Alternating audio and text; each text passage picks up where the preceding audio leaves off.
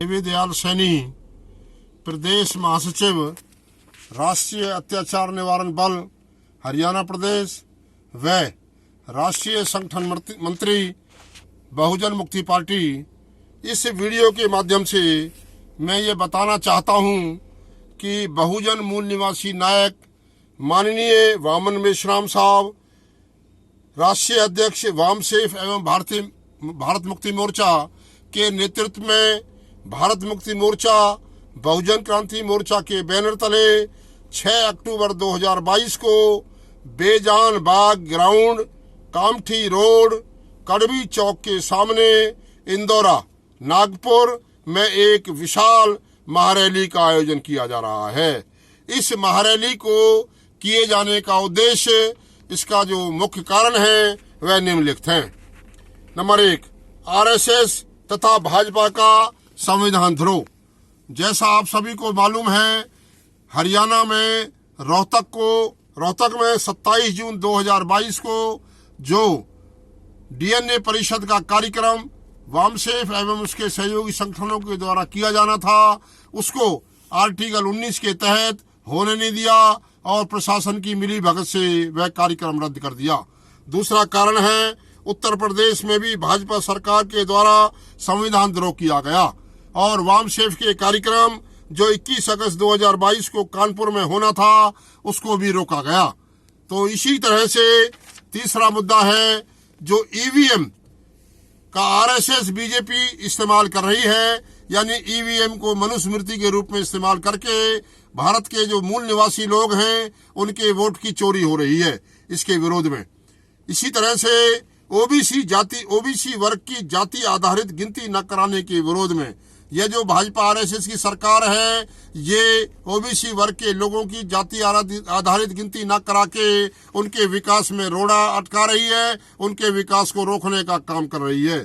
इसी तरह से मुसलमानों के साथ साथ सभी धार्मिक अल्पसंख्यक समुदायों को आरएसएस भाजपा के लोग दोयम दर्जे के नागरिक मानते हैं। इसीलिए हम लोग आरएसएस के खिलाफ मोर्चा लेकर जा रहे हैं, ये रैली कर रहे हैं। आरएसएस के द्वारा आदिवासियों को जबरदस्ती से हिंदू बनाया जाना, इसके विरोध में हम लोग यह महारैली कर रहे हैं। आरएसएस भाजपा के द्वारा ओबीसी के लोगों को जोर जबरदस्ती से हिंदू बनाने की जो षड्यंत्र है, उसके विरोध में हम ये जो कार्यक्रम रैली कर रहे हैं। इसी तरह से आरएसएस के द्वारा बौद्ध विरासत पर कब्जा किया जा रहा है और जो मंदिर अयोध्या में बनाया गया है वो बौद्ध विरासत थी, जिसको इन्होंने तहस नहस कर दिया और लॉकडाउन में चुपके से धोखे से हमारा जो विरासत है उसको खत्म किया जा रहा है। इसके विरोध में भी हम लोग रैली कर रहे हैं।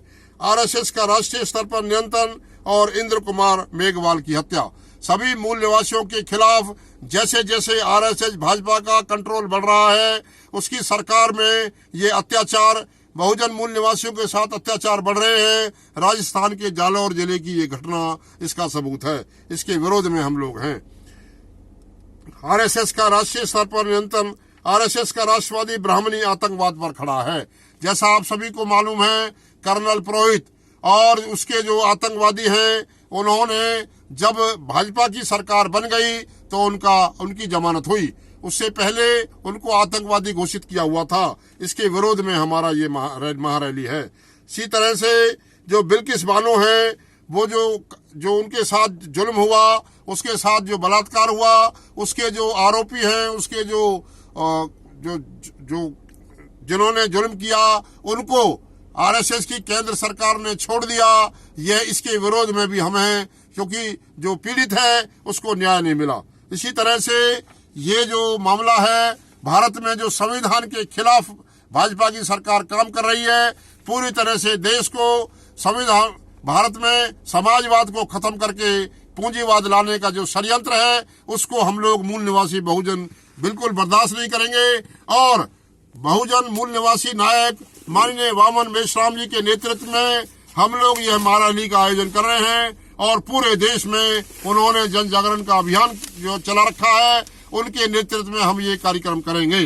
तो अभी हमारे बीच में ये जो कार्यक्रम है, इसके लिए हम सभी लोगों को, भारत के लोगों को आह्वान कर रहे हैं कि वो ज्यादा से ज्यादा संख्या में महारैली में शामिल हो। उसके बाद हम लोग इस देश में जो संविधान द्रोह करने वाली सरकार है, आरएसएस भाजपा की है, उसको हम ये दिखाएंगे कि हम भारत के मूल निवासी जाग चुका है, हम लोग सोए हुए नहीं है, हम लोग ऐसी संविधान विरोधी सरकार को उखाड़ फेंकेंगे। यही हमारा संदेश है। इसी के साथ सभी को जय भीम, जय भारत, जय मूल निवासी, जय विज्ञान, जय संविधान।